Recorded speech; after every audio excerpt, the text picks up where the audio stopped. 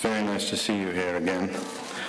I've got a few things to get through before we get going, and you'll see that I put 9 faces plus 3 of Edward Francois tonight.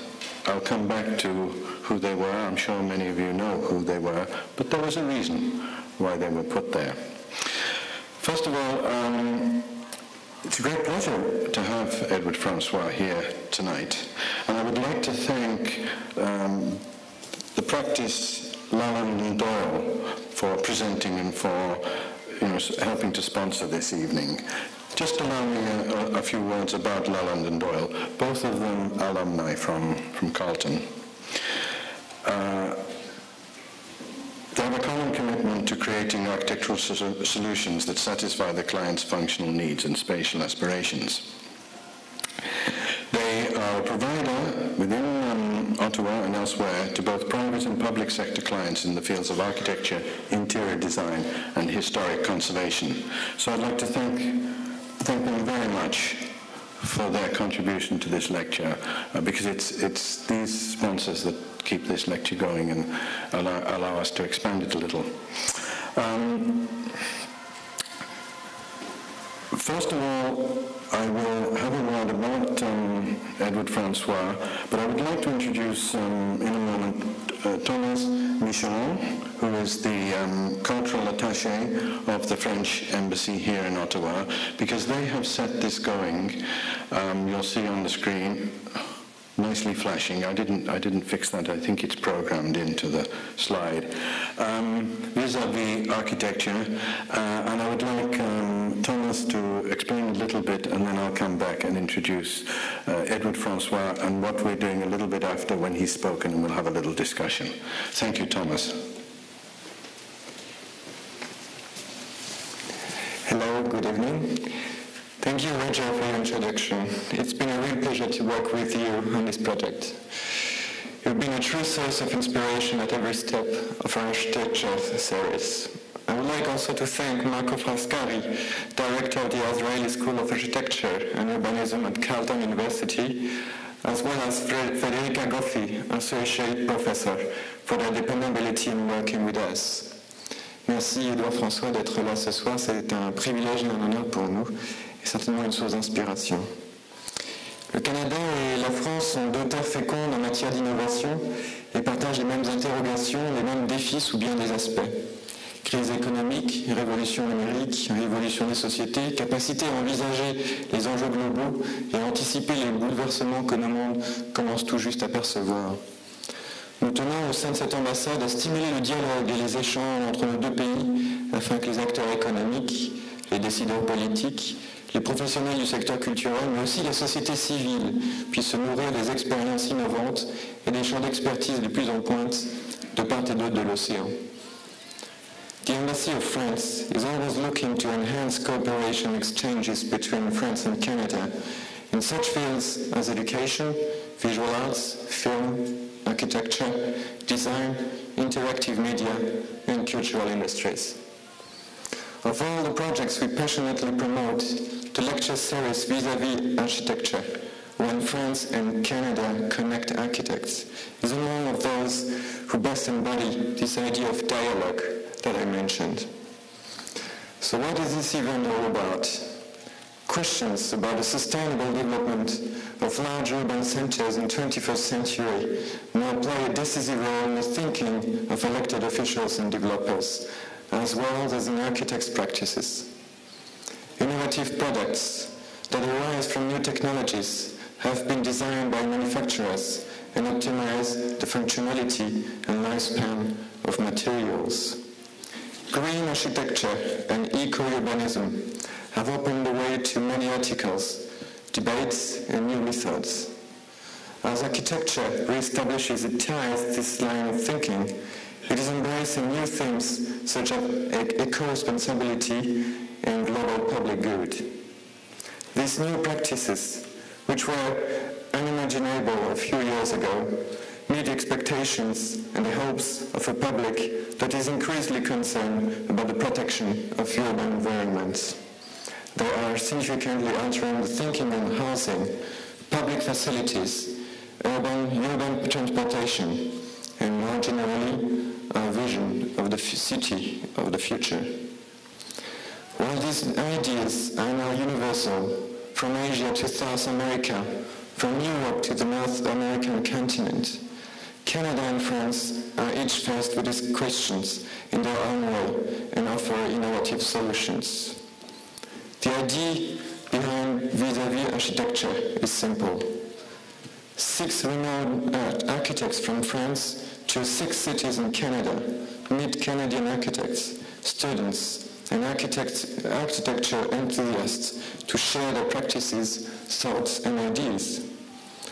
Coordinated by the Embassy of France in Canada and the Institut Français in Paris, Vis-à-vis Architecture also features panel discussions in Halifax, Montreal, Ottawa, Quebec City, Toronto, Vancouver, and Waterloo, along with the schools of architecture in those cities. Once again, the aim tonight is to showcase the diversity of architectural knowledge and practices in Canada and France, and to create a dialogue. J'espère que cette soirée sera riche en échanges, que sera pour vous toutes et tous une source d'inspiration féconde. Je vous souhaite une excellente soirée et vous remercie de votre attention. Merci.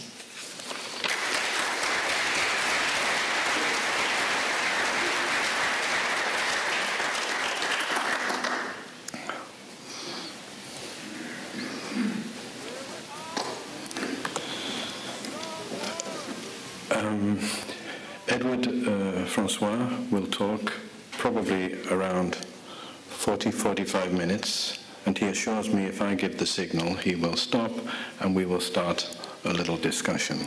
We hope to bring up on the stage afterwards for about 20 minutes or 25 minutes or so Ben Lagasse, John Cook and Mikhail Sidor.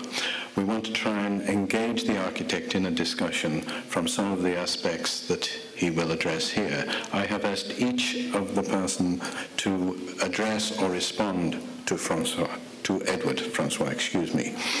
How would you introduce someone like Edward Francois?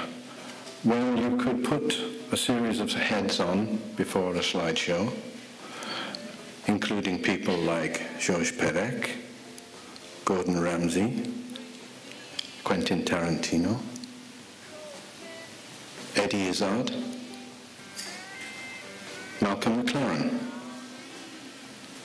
There's some connection to these, and I'll leave you to work that out. Or would you introduce him something like, it would be a little bit like saying, when they were introducing the Sex Pistols in 1977, they would say, "Good evening, ladies and gentlemen. The Sex Pistols will now perform for you, and they will play this very little nice number called God Save the Queen." You probably wouldn't do that. So I'm not going to do that. I'm going to let Edward speak for himself. This is a man from royalty, and the connection there is to Malcolm McLaren and Tartan. Malcolm McLaren, as you probably know, many of you, actually founded, engineered, architectured, they use the word architecture today now as a verb, architectured the Sex Pistols, along with Vivienne Westwood, a fashion designer. So, without further ado, I'd like you to welcome very much Edward Francois and look forward to his talk. Edward, thank you.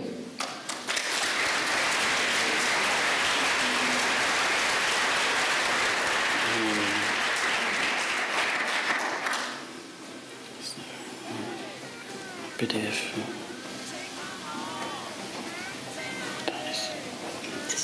I'm very happy to be with you. I have to do difficult exercises to show you French and European thoughts without trying to make any comparison in between, because I know that here in North American countries the conditions of landscape, the conditions of culture is totally different. But in a way we have quite the same preoccupation regarding, for example, the cities. Here, the questions are near the problematic of the cars, near the problematic of how to return or to get the cities much more human in terms of dialogue in between the pedestrian. And in Europe, we have problematic as to how to make the city more dense. In Europe, we have very few towers, and for example, I'm doing the first tower of Paris. That is for you something ridiculous. That is something that is only 60 meters high, and we have to learn from each countries. I think I come after modernism. We had a conversation last week at the Royal Academy in London with Charles Jenks that classified me as an heterosexual, contextual, extreme postmodernist. So I'm not okay with that. I'm okay with heterosexual, but for the others, I'm not okay. I think I come after modernism, and I belong to another movement that is very near the problematic of sustainability. And in that, everything is different. We are thinking about context, we are thinking about geography, we are thinking about human problems, science, economy. And so I'm going to show you my work related to problematic of context. So here you have a little school that I made in just near Paris. Here, this is an existing school. Sorry for my English. All that is existing, and I just want to do the same here, not to disturb what exists, and I just add a sort of bar, a very simple bar.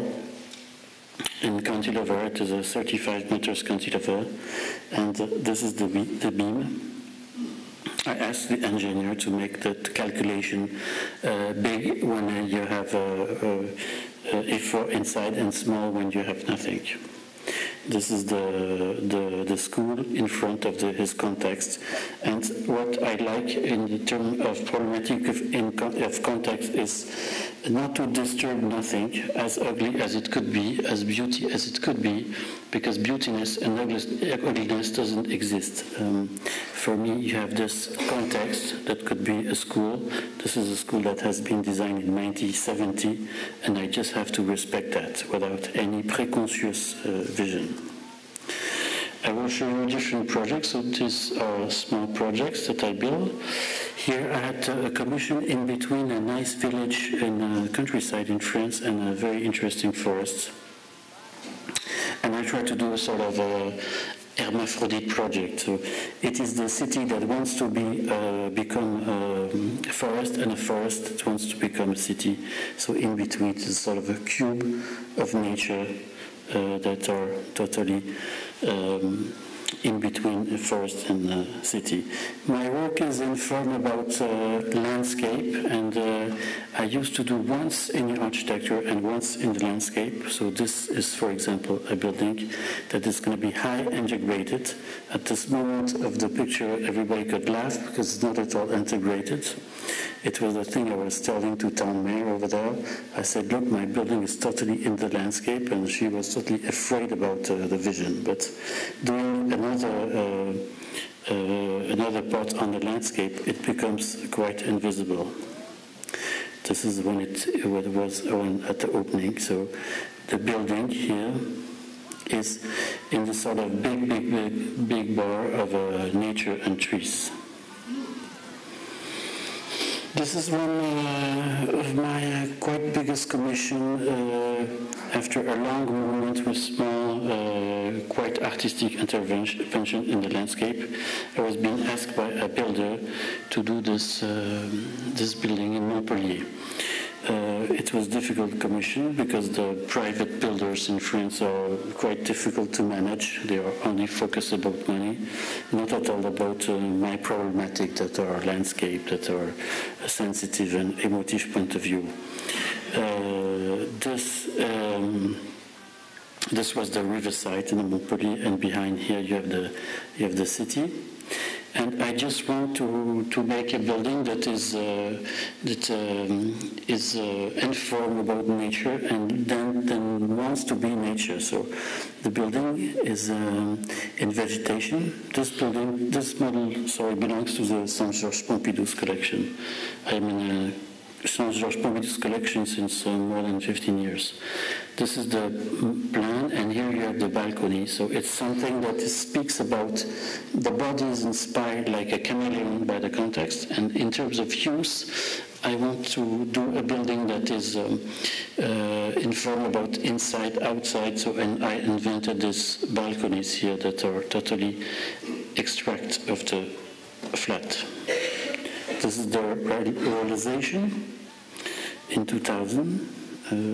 So you could see the work. I planted myself the trees, so I'm working a lot on landscape and architecture.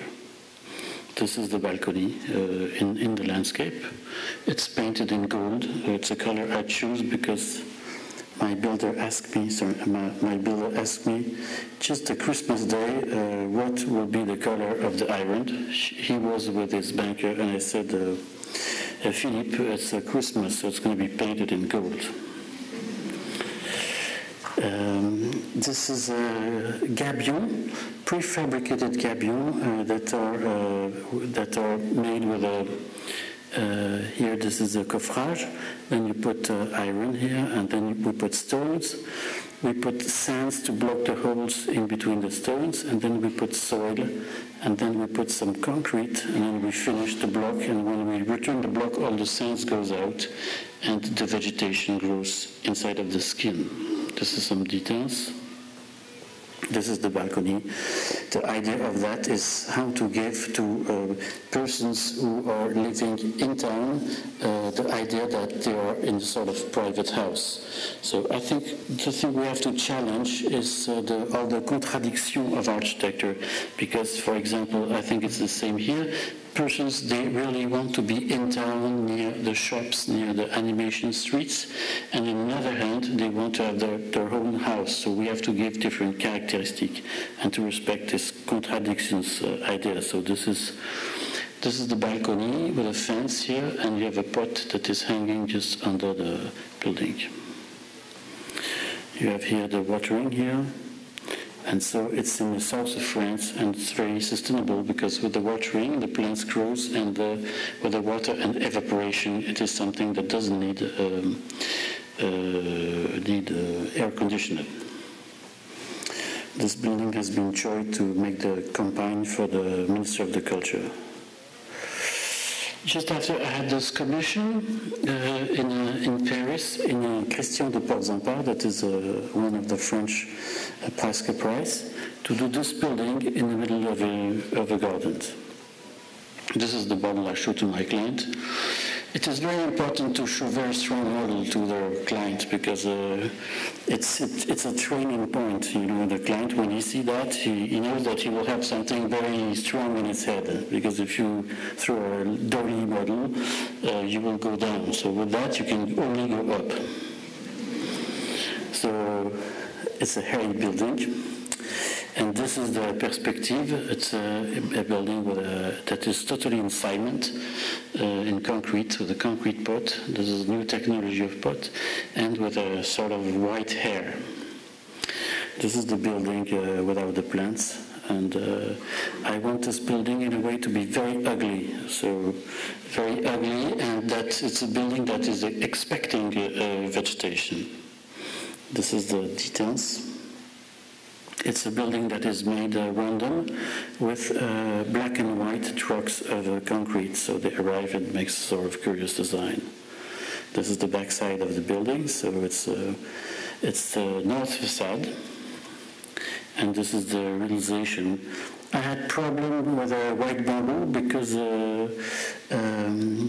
it exists only 3 plants of white bamboo worldwide, so I bought them and I rent a field in Holland, but my client found it too small, so he asked me to have very big bamboo, so I was disappointed, so we go in Portugal to find bamboos big enough for my client. because my client fell in love about this idea of bamboo. In terms of context, here you have a public space, and I want the public space to have a continuity with my building. This is the Harry building. What is interesting with this building is when it's a summer, it makes fresh inside, and the other point of view, it's a building that is dealing with noise, because the leaves are very big. The leaves are Simili-Salsa japonica bamboo, and when they're moving, it makes a sort of sound very special, and you feel yourself in a forest or in a cornfield. Different views. And for the persons who live inside, this is very important to have this nature sound inside the building. This is the vis-a-vis, so it's a nice vis-a-vis. It's not a vis-a-vis of density, it's a vis-a-vis of nature. Different other views. The plan with the elevator is here, so you could see the pots when you go inside your building. You have a reservoir here and other views. So all that is in cement. This is in concrete too, and it's another kind of concrete.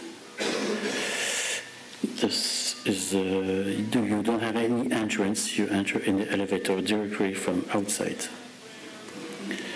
This is a small commission I had in the center of France, in a nice village, and I had to build inside of a courtyard. So we have the courtyard here, and there was a lot of trees in the courtyard here, and I didn't want to kill the trees. Work on problematic of context is work on respect everything. If you have trees, don't touch it. So you have to challenge that, and I exposed my building in 3 main building and 2 staircase with balcony. So you enter by the balcony, and then you have a passway, and you enter in your flat. So you have 1 orientation, 2nd orientation, 3rd, and your balcony. This is the model. This is the realization. Here you have the main staircase with your balcony, and then you go through your flat. This is a very Arte Povera building that costs quite nothing. This is your balcony with the view, and we replanted a lot of trees. This is a very Arte Povera building, so inside it's rough bricks, and this is a view from inside. I think persons now, they need to return to strong matters, to strong materiality.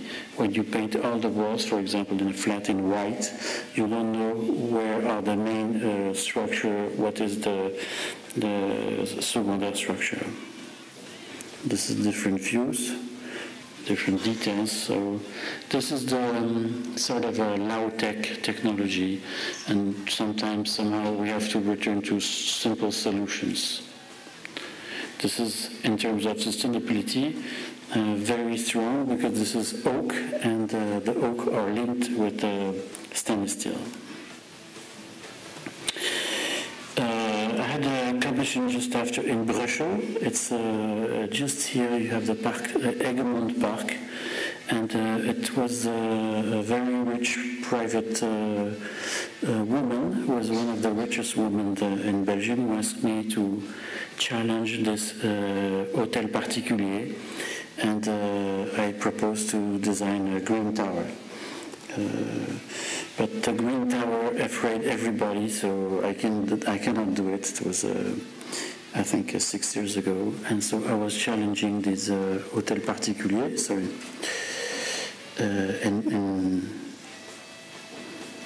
in Brussels, those are historical monuments building. Behind, I did sort of big hills, and this is the realization. Inside, it is the BMW corporated brand that is inside. And all the problematic of my client is this is an hotel particulier, and he asked me, you have to put the window here because he wants to rent his building to Louis Vuitton, and Louis Vuitton, the little Japanese, they are so small, they cannot see the bags here, so he tells me, Edouard, you have to put the window here, see. And this was something very difficult because this is an historical building, and he asked me to destroy all the windows. He said, here, put the window down, Edouard, put the window down. I said, wow, this is a crime to do that.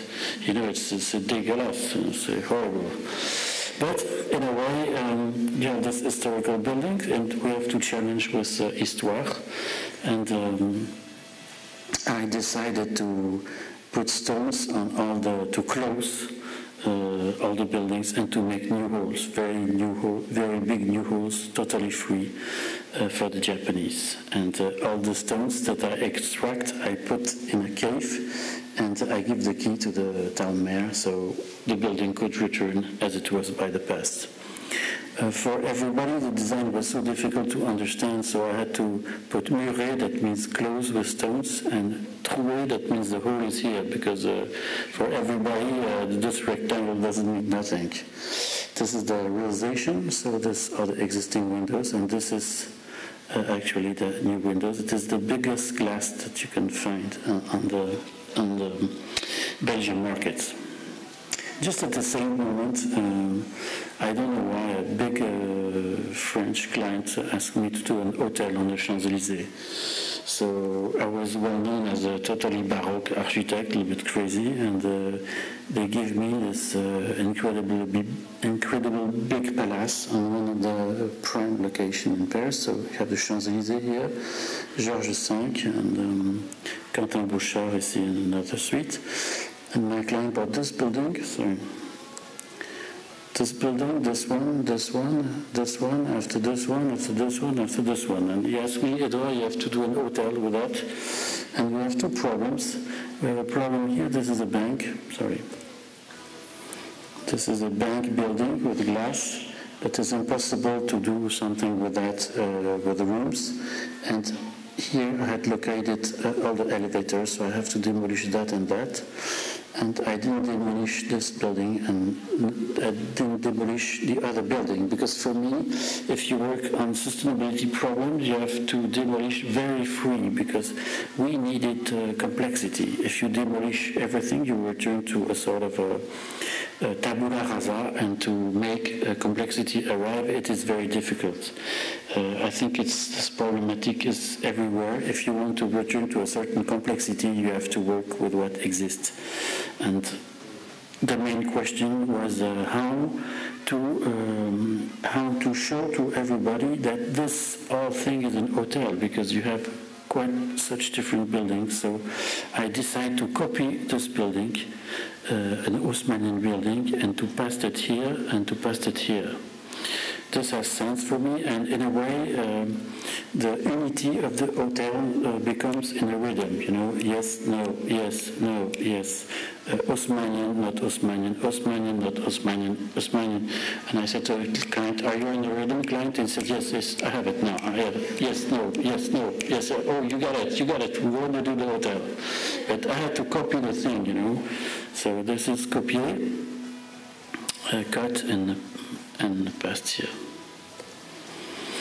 And as an architect, to copy that, it is probably the most difficult thing that arises in my life. So my client has a rhythm, pass, no pass, pass, no pass, and I have to copy that. And so I asked to the historical monument in charge of the area in Paris, and he said, Edouard, you're very well known, you're very appreciated, you're a very talented architect, and we allowed you to do a vegetal building. And I said, no, I don't want to do a vegetal building, I just want to copy a Haussmannian building. And he said, no, Haussmannian building is not at all your building, you're allowed to do your building. And I said, no, an Haussmannian building is my building, this is the thing I want to do. And so there was a drama, and I had to ask directly the Minister of the Culture to copy. And so I copy with the different parameters, with X, Z, and Y different. And this is, I copy here and I copy here. So it was very difficult. And in the copy, I have the windows, and the windows must be totally free. And this is the copy and the new windows. Here I cut it, the copy, and here are the windows that are located in the best location from inside. But for the historical monument, he doesn't understand nothing, so I have to say, this is the window, so this is the hole, this is the core. And for him it was a scandal, because I just say, for me, I arrived to a moment in my life, architecture is only a three-dimensional paper with holes inside. And he said, it's a shame. It's a shame to say that. This is a sort of obsession. I did, because I was working directly with a town mayor and with the Ministry of the Culture, I had to, with tuning machines, engrave the new facade to show to everybody where I was engaged. And this is the realization. It is really cut in the middle of the window. This is the detail of the window, and this is here in France. We have the clown nose. This is for the fireman, the fire door. This is the fire door. We have to do it. It's very difficult to do. This is the extreme and radical position about the copy. Here you can see the past and past. This is the stainless steel door in a big door. This is a radical, contextual, postmodernisme, heterosexual architect who did that. It is in the new book of Charles James. This is the copy, so I returned to study how it was made, the Haussmannian building, and I copied stone by stone, and in a way I was quite proud to take this time to understand in what kind of context I was, to return to how the thing was built, and not to do buildings like that quite immediately without looking to nothing. This is the glass inside, how it works. It's a sort of box of mirror. Just to finish inside, this is the courtyard inside the hotel, and here I have expecting walls. Here I have expecting walls, and I mold 8 tons of branches in aluminium, and I hang them inside. So it's a sort of mental idea of artificial wall. And in a way, probably it's the first totally recyclable facade in Paris, because I say to my client, oh dear client, that you're so rich and you have so much money. Actually, I see that it's interesting. Look at the price of aluminium. It goes up and up and up. So you can buy now, and when you want your money to return, you just have to sell the branches. It's massive aluminium. So my client said, oh, nice ideas. I will buy aluminium. So he bought 9 tons of aluminium to do this project of facade. And it's totally recyclable. This is a commission I did in the center of Paris. Here, Town Mayor gives me a big block here.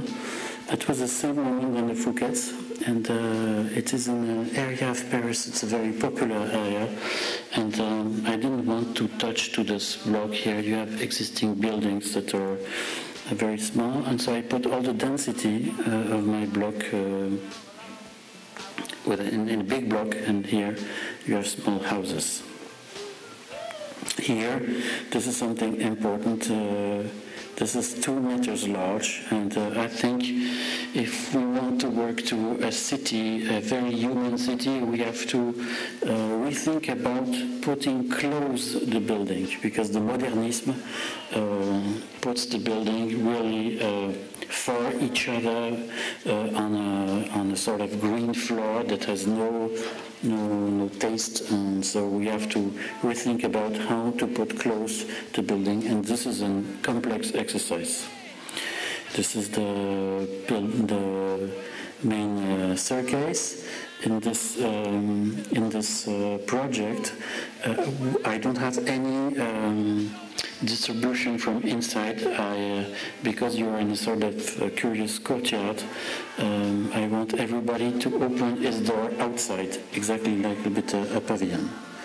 Here I had a branch, I had a piece of timber, and you have glycine that's going to climb on all the building, and it's going to be a total green building at the end. It's lighted in green. This is the mailbox, so you shoot your mail. You're in sort of a glass box with a you have a wine plant. Different views. It's all linked about problematic of matter, all linked about how to make very simple details, how to make things arrive in a low lightning. This is an artist that is living inside. And I was doing picture for the Biennale of Venice, and when I was taking the picture, my building was burning, so I was afraid, so I called a fireman, and then I want to éteindre the fire myself, and I become very friendly with a fireman. This picture for me is very important because in France I used to have always problem with the firemen because they are complex with those rules, because we don't have in France, we don't have what you have as a sprinkler, so it's quite complex, the fire rules. So I showed this picture to the fireman when I have problem and said, look, I'm friend with you. Different views of the project. This is here the mail room. This is the facade, how it will finished. Different views of the details. It is very sustainable in a way. You don't have any maintenance on this kind of project. This is a building in Grenoble. Grenoble is a climate a little bit like here. It's very cold in winter and very hot in summer. And I have been asked by the European community to make the most sustainable building and to work on this idea of very high level of insulation. So I arrived to the fact that we have just to do a waterproof coat on a building, because on the building, normally a concrete building, you put insulation outside, and then after you have a sort of parody of an ideal facade. And for me it was much more simple to do directly a sort of waterproof coat. So I developed an idea of a building totally efficient with no thermal bridge. For the town mayor, this was very aggressive to say, this is your building, town mayor, in your country. Here you see the thermical, the coat in green. You don't have any thermical bridge. To make it much more sustainable, all the flats are with both orientation, and I developed this idea of passerelle here that are in a canopy. So this is the canopy with trees, and this is the private passerelle to enter in your flat. Here you have 5 meters, so there's no complex vis-a-vis in between the rooms. This is the facade here, and you have the passerelle in the canopy of the trees. It's important to build with a certain amount of wood because the wood is a reservoir of carbon, and in Europe we're encouraged to work with wood. So this is all the distribution is in wood. Here you have different views, and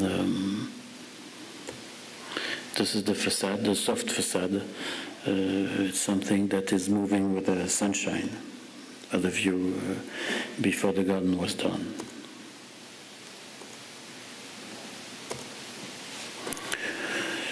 This is a net on the facade to protect against the sun, and actually the plants are growing on it. I'm working at the same moment with this idea of soft facade. So I exhibit a prototype of a building that is made with pre-conçu panel here that are made directly with softness. This is recycled paper that are made totally scratch and blow with a rubber fabric. Here on this panel you have a photovoltaic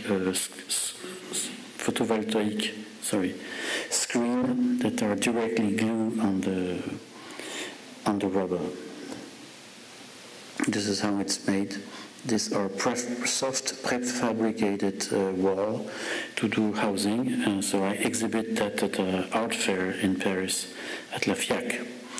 And I'm building a tower with that on the Netherlands, on Almere Island, just here, in a master plan of MDRDV. So this is the new master plan that is, I think, quite interesting for you to understand that what is searched here is not at all uniformity, but it's only diversity. Everything is designed for diversity. You see, all the buildings are not exactly at the same position on the street. You have all the different altitude, and I have to design this building and a small one behind. And this building is made with this soft panels. Just to show you what is actually the French corporate style, I've been asked by a very important capitalist in France whose name is Vincent Bolloré, and to design his office.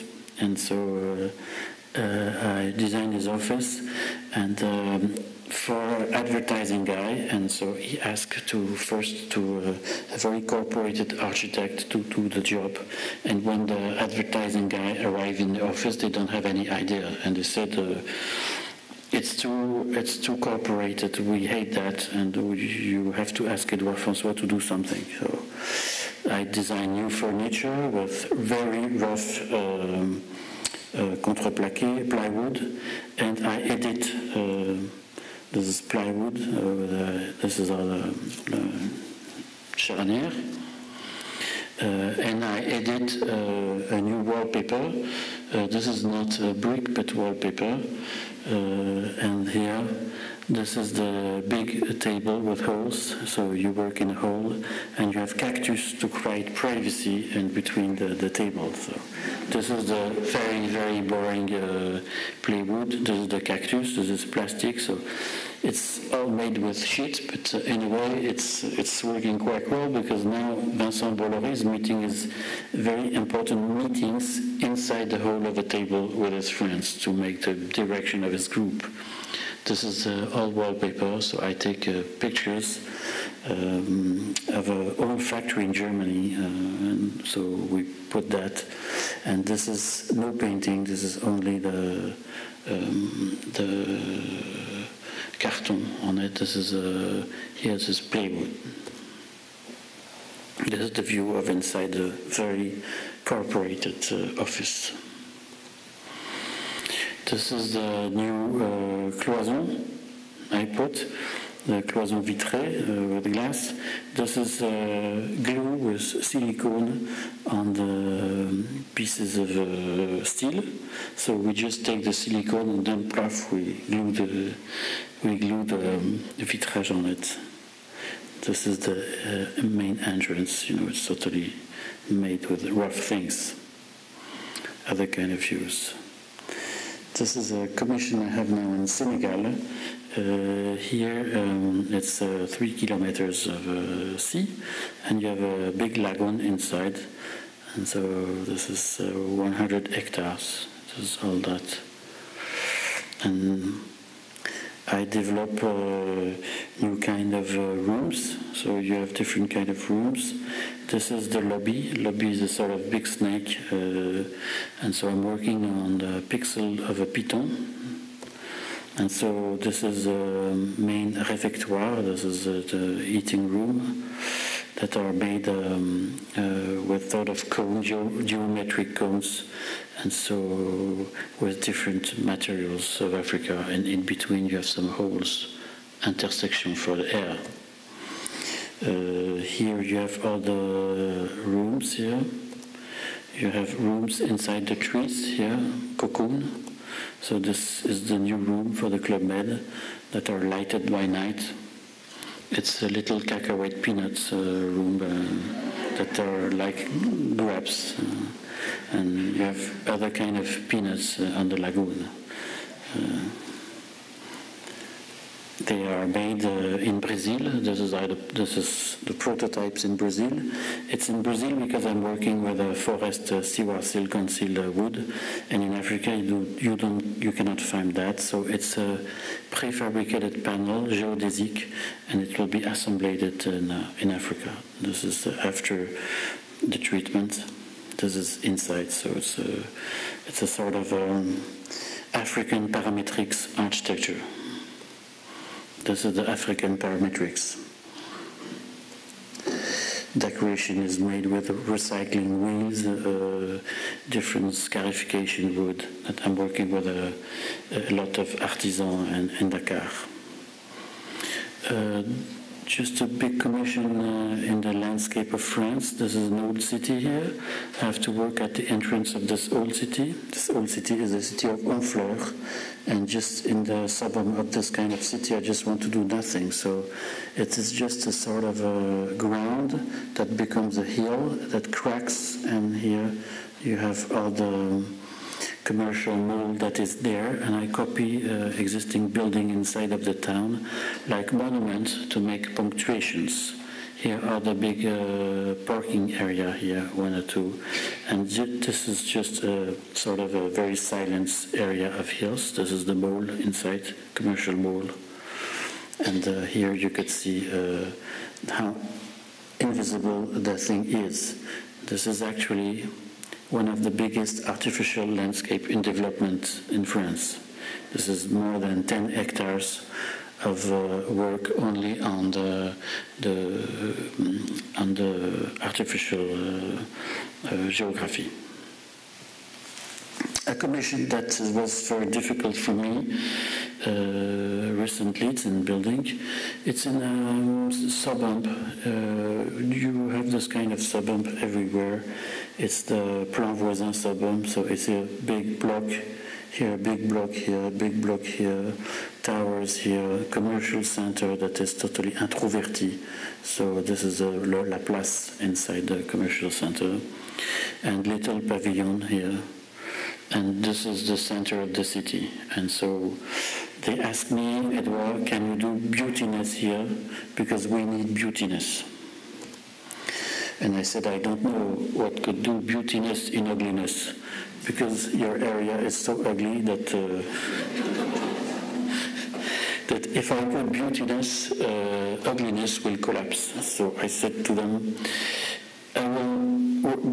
I will do a very ugly building, and so it will be connected to the other ugly building, and probably it's going to make a sort of a dialogue. So I copy the building in the old city here, I put it here. I copy the big blocks that are very ugly, I put it here.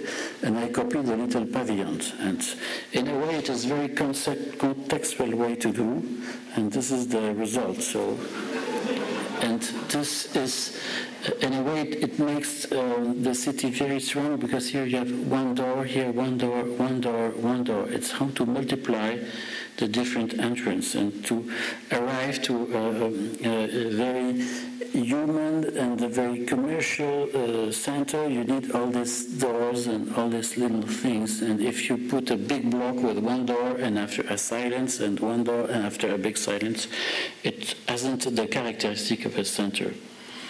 These are the view. This is the commercial center here. You see, everything is put it like that, and the pavilion here.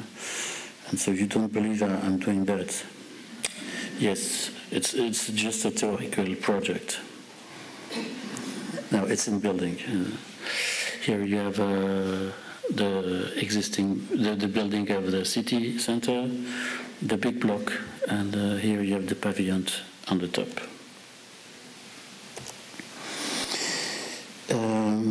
I arrived to this idea because a city center is not at all dealing about unity, but it's dealing about diversity, and in a way this is totally diverse.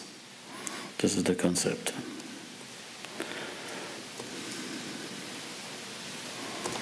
Different views of the city of Champigny. I will finish in April. Just to go quickly, project in Africa, in Dakar. So this is an existing hotel here. This is the city. This is the western point in the Africa, and I'm doing vegetal buildings here, and that are totally linked to the vegetal area. Samaritaine, I've been chosen by LVMH to be an architect, so now I'm getting commissioned bigger and bigger. So it's to do the highest brand in terms of hotel for LVMH company. So here it's all the conversion of an historical building in a hotel. This is the big block, and Sana is working on this part, and I'm working on this part here. So it's and so this is the hotel, and this is going to be the new outdoor of the hotel, and the new facade here with the trees that are directly planted inside the old building. A tower in the center of Nantes, old city, and so I develop a new tower. It's a green tower. This is a green tower in the landscape. Here you have all the commercial area, and this is a free shape, vegetal free shape in the city. All the plants are growing in tubes. The vegetation is vegetation it's a wild vegetation. These are the different parts. And this is the experimental that we do in a botanic garden to make the vegetation grow in tubes. This is, there are just two projects to finish. This is an interesting project I have in Côte d'Azur. This is an old hotel, a 1988 hotel. And so I demolished this hotel. I have been allowed by the Minister of the Culture to demolish that and to rebuild it for Russian guys. So I took very strong historical advice to redesign the facade as it could be, as it was, as it would be, as it was, as it could be, as it idealistically it should be, and so it is a. We make a very strong analysis about the style of this building. It's the Pré-Belle Époque. It's an Osmanian Victorian building, so we redesign it. And then after I put new holes inside to demolish, I redesigned all the facades. This is the facade from outside, different views, master planned, general plans now with a patio and very big balconies over there. Sorry. Big balconies. This is the front facade in front of the sea with the new holes, with the new balconies. So it is in new balconies in titanium, champagne titanium balconies. Different view. This titanium coated with laser. It's for Russian guys, so I don't count the money. So sometimes it's nice to have this kind of program. So it's all this. I want to rediscover this idea of folly on the coast. Last project. It's the first tower in Paris that town mayor asked me to do. Here you have Notre Dame that is very near. It's here. This is my tower in the general landscape. This is how my tower would be. So it's all this problematic of how to maintain what exists. And so this is the tower how it is. The top is a green nose with a vegetation. Ooh, panic. It's with a vegetation that is a wild vegetation, and it's to, with the wind and with the birds, to re-ensemencer the city of Paris, that is old city with old plants that are totally degenerated, and this is a tower that is thinking about biodiversity. This is the impact in terms of biodiversity in the city of Paris. This is the other view. This is another view, and I think I have finished now. Thank you. That I would like him to move off before I ask John Cook to say something is, you did mention Arte Povera, right? Arte Povera, yeah. Would you like to expand a little bit on your relationship to art in terms of Arte Povera and how important being aware of what's going on in contemporary art and also going back to Arte Povera, perhaps for the audience? It is. It's difficult to explain in a very quick time, but what I discover is how interesting art is for architects. We are in a moment of society that is troubled, that is complex. We don't know if we are in modernism and postmodernism and radical postmodernism. So we need to have some precision, and the precision is, I find it in the role of art, because for me art is an anticipation of the society. For example, the first thing that appears in modernism is Malevich with a black square on a white square. It was 1907, and the first building was 20 years after by Mies van der Rohe and after just by Le Corbusier. That means that to understand what happens, probably we have to return to relook to problematic that are near 20 years. And for example, you can find Arte Povera that looks totally in the time that is more than 30 years old. You have land art that is dealing about context, that is dealing about how to respect the surrounding of what we do and how interesting is the ground. Because for modernism, the ground is just a shit. It's an open box. You just have to add the things on it without taking care. And so this is for me important to look about all the art. And there's a lot of things that appears. There are a lot of vocabulary that could help us to go on. Thank you. Before I ask John Cook to say something, please, if anybody would like to join in the conversation, the two microphones are still at the side, so please just come and wait your turn, and I'll try and get you, because I would like to open this up to the floor. John, would you like to address a response? Well, I don't know if it's so much a response as a continuation or a question. I appreciated the work, but I also appreciated very much the constant reference to your clients. And I would like to know more about the role that the clients played, not so much the wealthy Russians at the end, but the work is in many cases very provocative, very interesting, perhaps not what some of the clients imagined that they were going to do. And just one of the things that we experience here is clients wishing to play more and more active a role in the design of the buildings, and often that has a conservative effect. And clearly you're making propositions which are provocative, and your clients seem to be fully engaged, and I would wonder if you would discuss that. It is another thing that is difficult. I used to say that if you want to do interesting building with your clients, never speak architecture with your clients. So I never speak architecture with my clients. I only speak money. I only speak functions, how it functions so well. For example, in the Fouquet's, I say to my client, look, this is something fantastic because you have rooms for you have the suites.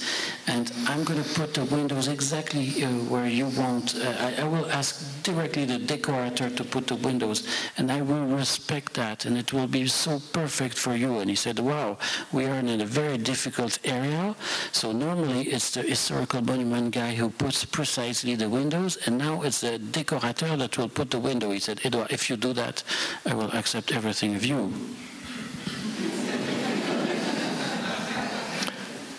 Miko? I just wanted to jump in there with that idea of provocation we were discussing earlier with when you had a medallion above the window that was your face cast into the Bouquet Ferrière Hotel. That there was that provocation of you sort of putting your imprint on the building and how that relates to your imprint on architecture and other things. Oh, no, it's not at all provocation. It's just this job looks a bit funny and easy, but it's not so easy, and sometimes we have to take a little bit fun. So putting his face, it makes the office laugh. Ben? Just maybe a question concerning, we saw kind of a wide range of projects going from very kind of rough buildings to kind of projects being done or sponsored by kind of Russian mega capitalists. So I'm kind of wondering, how do you strike a balance between kind of what you self kind of referred to as arte povera to this kind of very antithesis kind of sustainability would be kind of the rampant capitalist Russian building his hotel in Côte d'Azur. So how do you strike a balance between kind of this idea of luxury and this idea of kind of sustainability as maybe something a little bit more rough or kind of minimal? I think it's interesting to do this two extreme position. I'm doing social housing in a communist country that is France, so it is very serious. Social is very serious in France, so I'm sorry. And I'm working for the capitalists like Bernard Arnault, Louis Vuitton, and so the richness problematic. But anyway, it's quite the same. And the thing that you find in the social housing, you can export in the richest program, and the thing that you find in richest program, you can make development in the social housing. And for me, this extreme is interesting because if you only work for very rich clients, at the end you don't know nothing. You're only focused about this boring idea of bourgeoisie. And so I have the chance not to work strongly with bourgeoisie, but with extremes. I would like to just ask a question here. I noticed on an interview on YouTube, it was Philippe Tretiak. Sorry if I'm pronouncing it wrong, but Philippe Tretiak, is that correct? Yes, correct. He's recently written a book, I understand.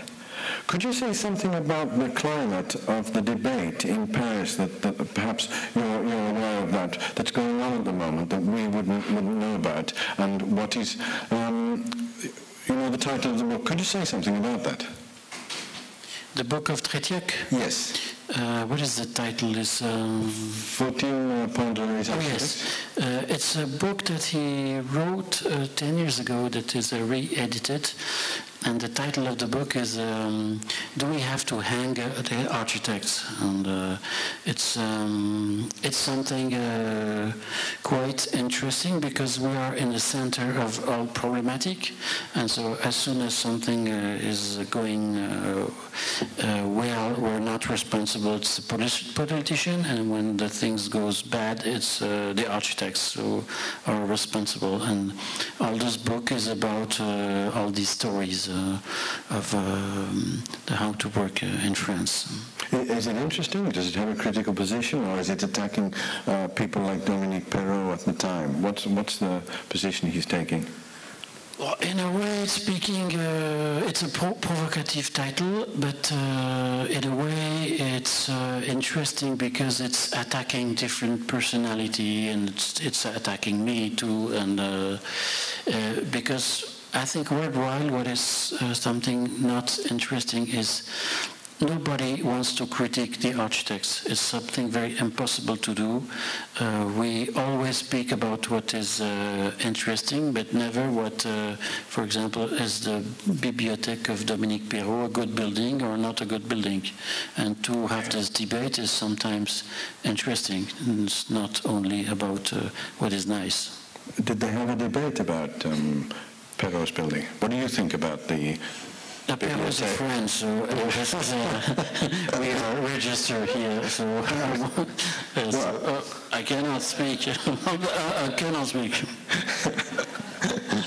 No, it's an interesting building, and I did an interview about this building in the French radio. You have to understand that it was a building that was designed under Mitterrand, and Mitterrand wants no limits to new building, to new opportunity, because it was quite like a king in France. And Dominique won this building with the idea of this tower.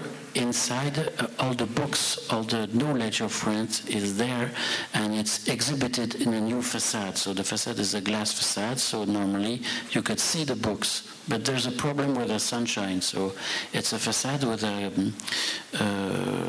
how do you call that, crystal inside. So when it's too light, it's black, and when it's no light, you have transparency.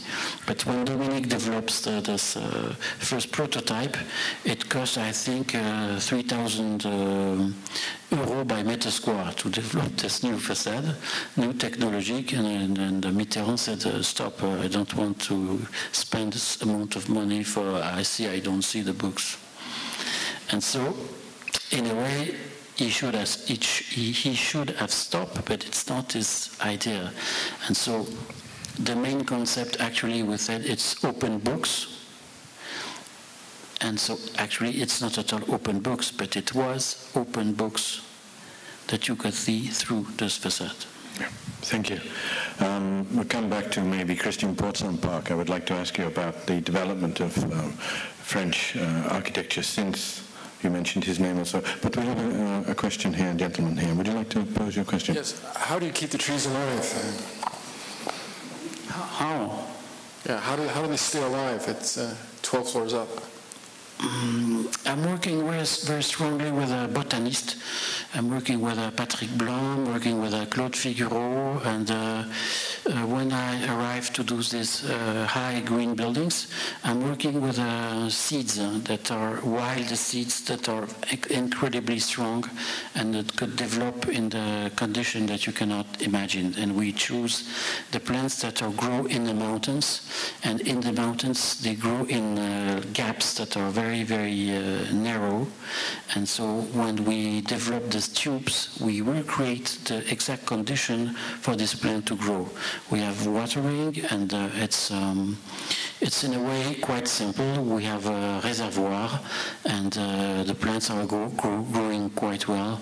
For example, the building in Paris with a tower flower, with a bamboo, it's now quite a vertical field of production of bamboo. So every 3 years, we have to cut in 2 parts, one that they sell on the market, and they reput ground on its soil, and it remakes bamboo. Would you like to respond? It's just difficult to imagine people keeping it up, you know. But I guess you're saying they don't have to keep it up. It's meant to be autosuffisant. It is not possible to make it autosuffisant. I'm making research on this problematic with taking the rain on the top of the floor and to redistribute on the different pots with automatic irrigation. But I used to say that when you are doing a glass building, you have a poor guy that is washing his face every day on this facade. I prefer to give to these guys the opportunity to cut and take care about plants, because how do you wash these glass buildings? You know, it's the same question. It's a problem of maintenance.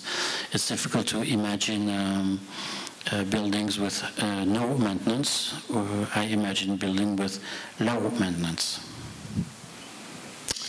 Michael, do you have another question? Miguel? I did, actually. It pertains to the Flower Tower, too. When you were describing the entrance sequence, you come straight into the elevator off of the park, and then you come into the hallway that has direct access onto your unit. I was wondering if you wanted to elaborate about that attitude towards communal space versus private space, and sort of that role of having your own private home within a building instead of having a unit off of a corridor.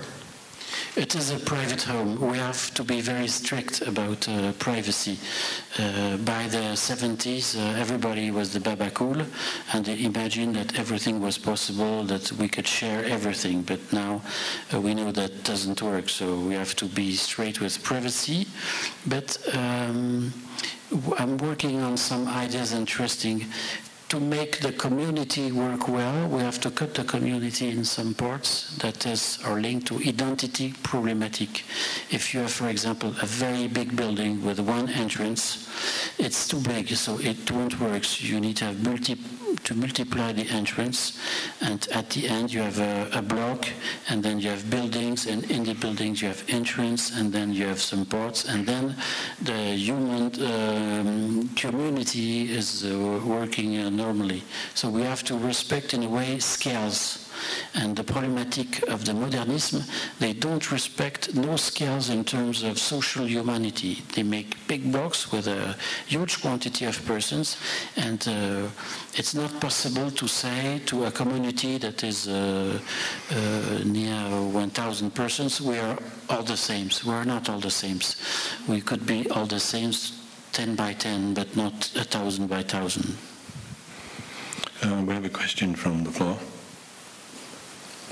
I remember about 2 years ago we had a French architect, and she told us about the atmosphere in Paris, and how French people are very tight about traditional design and wanted to keep with traditional design and not very open to new styles. And then you come and you show us your projects, which are explosive to matter of speak. And I would like to ask you about this contradiction between trying to keep up with tradition and actually having all these wonderful projects that are very innovative and very, very new. It is very, very easy to answer to that. Actually, what I say is modernism collapse. There's another word that is linked to sustainability.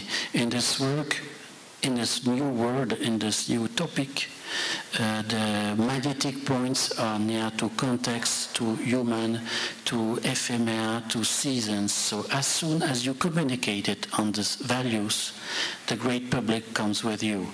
And if you communicate it to the other value, the modernist value that are international, that are Asian, it doesn't work. For example, if I say to a taxi driver, he asks me, hi guy, what are you doing? I'm an architect, that's okay. What kind of building you do?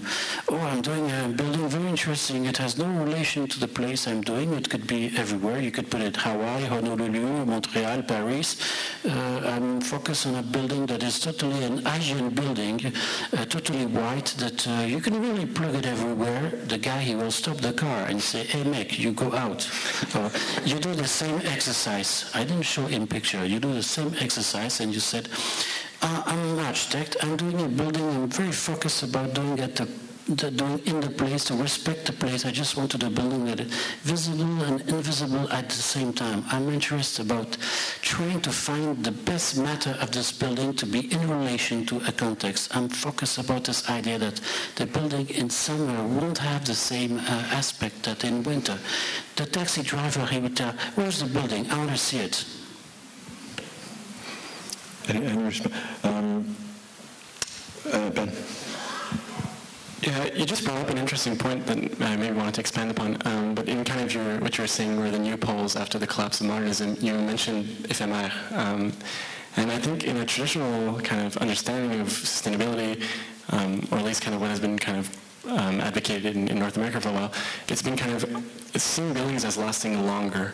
It's kind of like we've had competitions here for kind of the houses that would last 1,000 years, and maybe just wanted to know if you could maybe expand on this notion of éphémère and how it kind of inscribes itself within a kind of a discourse of sustainability. Ephemer doesn't mean something that collapses immediately. It's another kind of thing. It's near to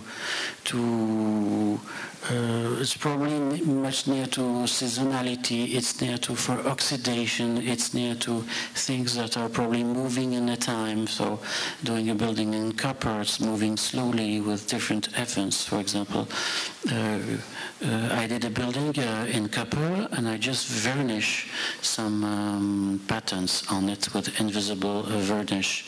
And by the time this design happens slowly and probably will disappear. So all that is near this problematic of ephemer.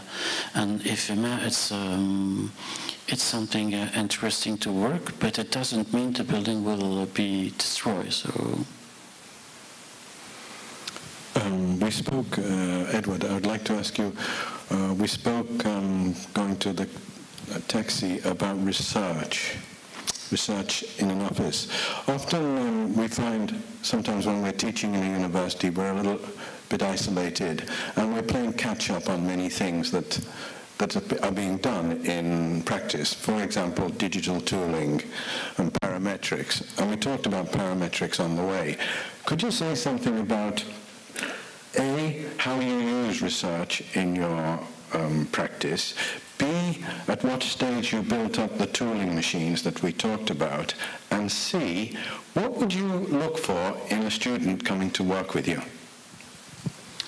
In my office, we are doing a lot of research in different scale. We are doing a lot of design, and I have a tooling machine, a big tooling machine, 3D, since more than 10 years in my office.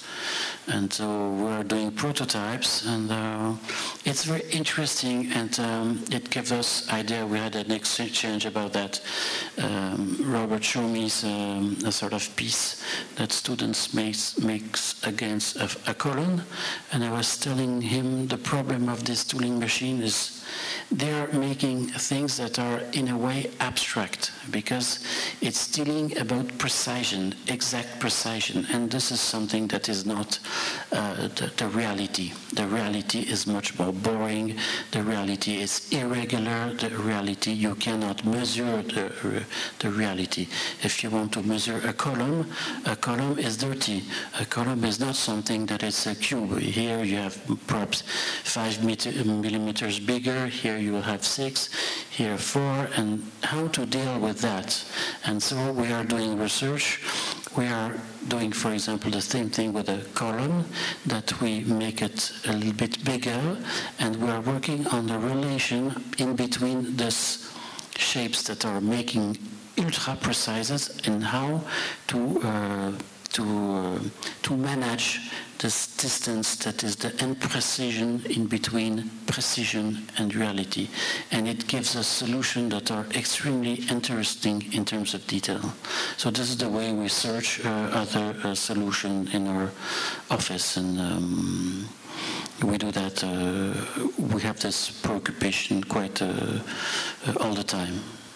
Could you answer the question about the student? I think it's quite interesting. If a student was coming to your office, or I'm sure many students do come to your office, what sort of skills are you looking for? What do you find surprising about students today, and what can they bring to your current setup?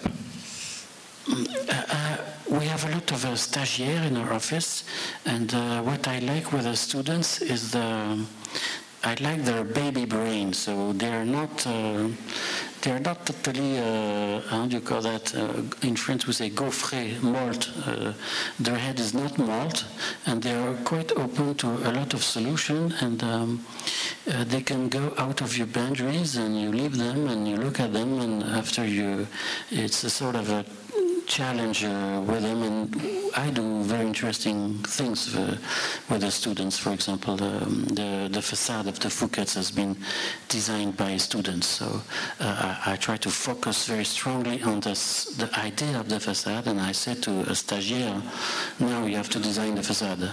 You have to find the right part to copy, how to copy, so I've given the rules and put the windows, and I like very much to work with students for that. Thank you. John, do you have a... Well, just trying to think how to ask it as a question. I've I gather from some other things that you've said that you're fascinated with being engaged in the kind of questions that are important to people at the moment, that you want to feel that the practice is engaged with things that are going to seem worthwhile 10 years from now, 15 years from now, and as opposed to just kind of missing the boat altogether. So I'm just wondering if that's also an area of research. You know, we've touched a couple of times on the subject of context. You rejected Charles Jenks' use of contextualism, yet in a fascinating way, the projects are very contextual. It's just that your reading of context seems to be very unusual and very fresh. And so I'm just wondering whether that's an intuitive response or whether it comes out of, again, the interest in how artists look at the world, or whether it's actually a subject of research. So how do you keep yourself, engaged with what is an interesting source to look at the context for a project?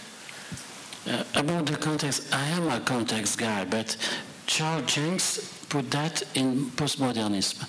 And postmodernism, that means it's another shit context. And context is not at all a shit. And so that's why I said, okay, you stop with postmodernism, this is a shit, and now we're speaking to other kind of things that are much more serious. I try to always think about what happens, because I'm very focused about one thing. I think it's a very ethic thing. As an architect, we must be in our time. I hate anachronism. When actually you have persons who are redesigning things as modernism or as postmodernism, this is an anachronic. This is intellectually impossible to do. You have to be in your time. That means you have to open your mind. What is the specificity of the moment we are, and we have to design in this moment. So it is quite obvious to know what was interesting to do in 1920, in 1950, in 1970. And so you have to oblige yourself what is the specificity of our time, and to understand and to make your mind much more clear and open. I think art is something very important, and I think architects must go to all the art fair and to art exhibition to understand the movement of the society, and the society is moving very quickly, and in a way there's not an European society that is moving this way, and North American that is moving this way, and African guys this way. We are all collectively moving in the same direction. We are speaking exactly the same language. We're engaged in the same problematic in Africa, in America, in North America, in Europe, in South Europe. It's the same. And there's actually a new discipline that is very interesting to look about the movement of the society, is cooking. Cooking, in the cooking, you have all the problematic of the society. You have where the food comes from, geography. You have how to take care about the fields. It is a problematic of the respect the landscape, organic. You have seasons, so the foods to make a good cassoulet. You cannot do it in summer. You can just do it in the middle of winter, etc., etc., and you have all the problematic of health. And it's very interesting to have other subjects to be informed, to observe architect, because if you're only focused in architecture, you won't see nothing. I can say it very simply. If you see a very interesting architecture, what can you do? You can copy. It's not possible to copy. If you see a shit, what can you do?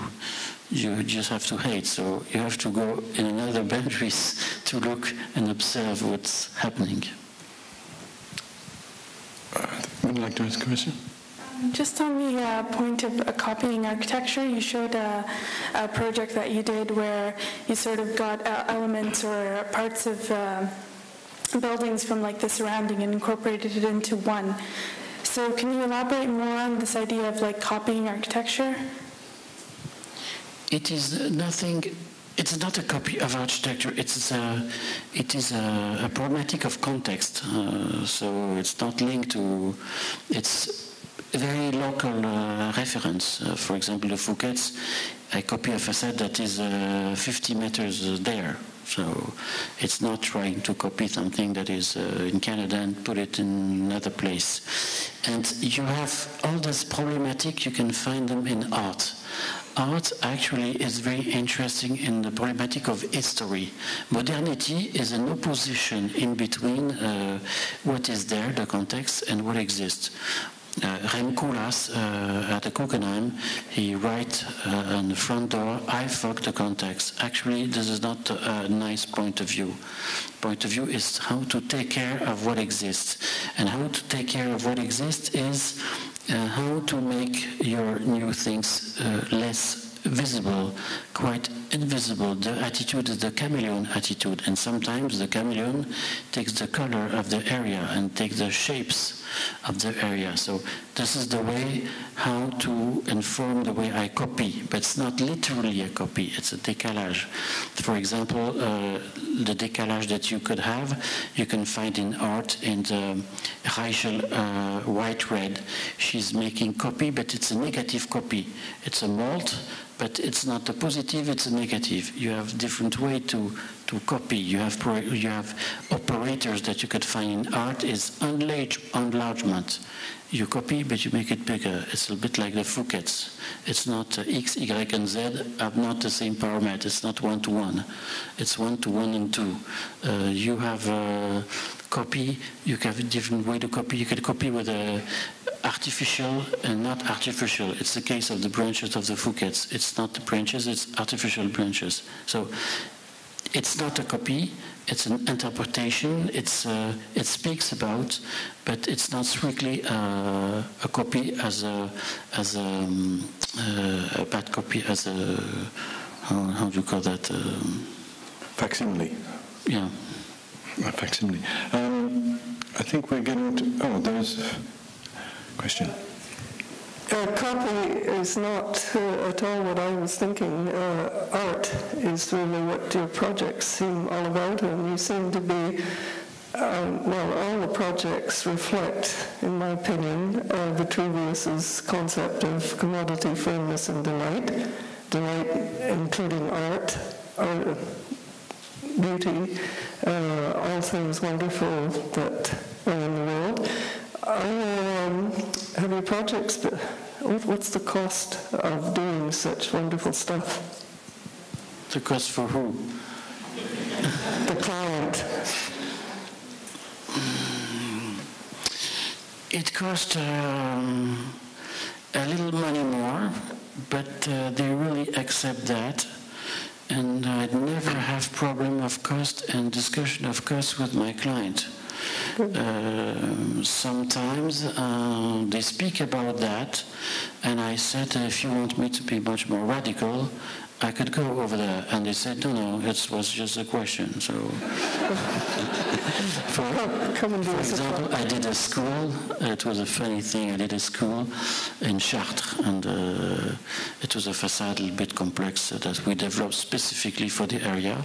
And I was 20% more than the cost. And the client said, oh yes, it's 20%. I said, okay, I will be at zero. And so, okay, this facade is stupid. We're going to do a concrete without nothing, and we're going to put lightning on the concrete with lights, and we're going to ask all the children of the area to make tags on the building, and so it will be lighted. It will be an event. We will speak to that, and say, oh no, please, no, I don't want. Everything is okay. It was just to ask. Okay, I just want to explain before we tie up. Whenever this opportunity arises, I'll let this question before I close. Bonsoir, Monsieur François. Moi, j'ai deux questions. La première, c'était au sujet du projet au Sénégal avec les cocoons en forme de cacahuètes, dont le bois vient du Brésil. Ça me semble, au niveau des matériaux, quand on parle d'écologie, là, il y avait un petit anachronisme. The building is not made with wood. You have some buildings. It's a part. It's a little part of the whole project, and it's something for me in this area. Working with wood is interesting. And I think I have to introduce this idea of sustainability in Senegal. And so working directly with the wood over there, it's a problem. And they don't have very good carpenters. And so the Brazil is just in front of Senegal. It's very near. It's Sao Paulo. And Sao Paulo, Dakar, it's very near. It's the nearest. And you really have a very strong certification on this wood. So it is a question, and I understand seriously your question, but if you're interested in sustainability, you cannot resolve all the problematic of the society, but you have to take care about problematic, and I prefer just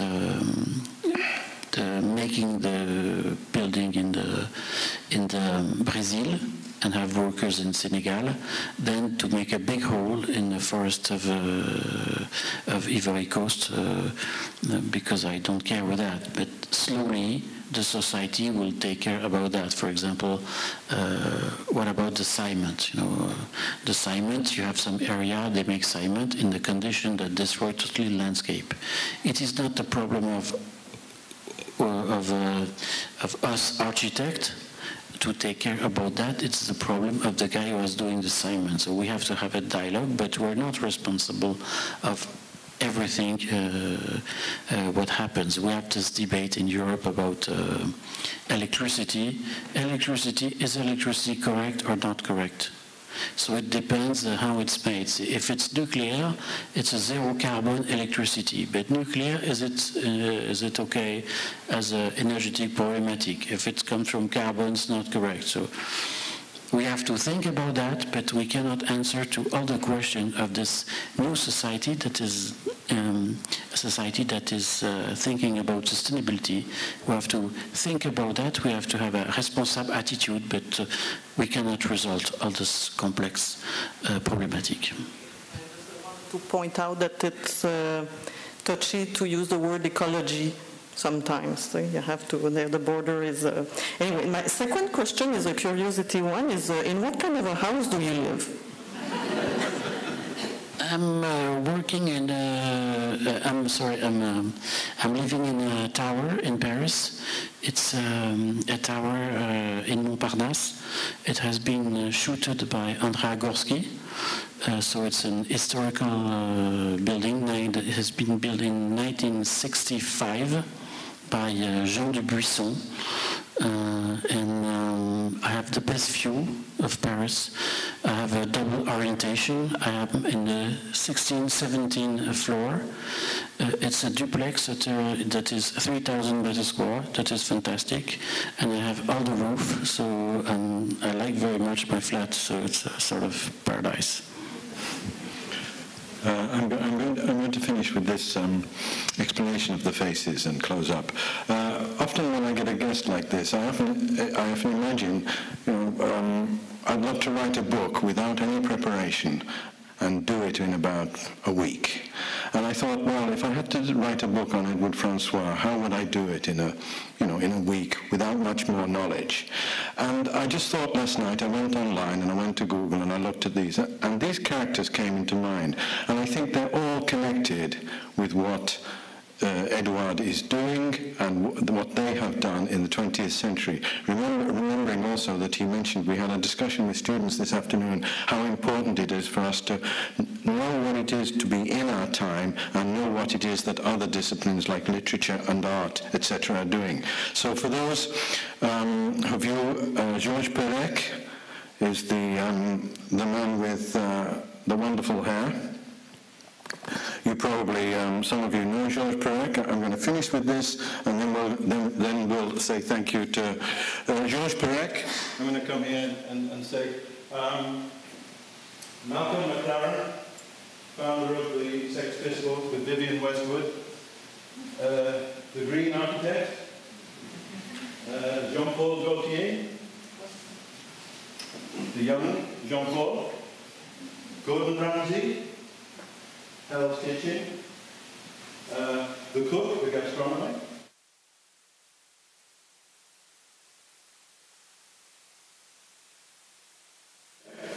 From the Dogma, Danish Cinema, The Young, Edward Francois, Eddie Izzard, because I see a lot of connection between Eddie Izzard, Philip Stark, and Edward Francois. Thank you very much, Edward, for coming.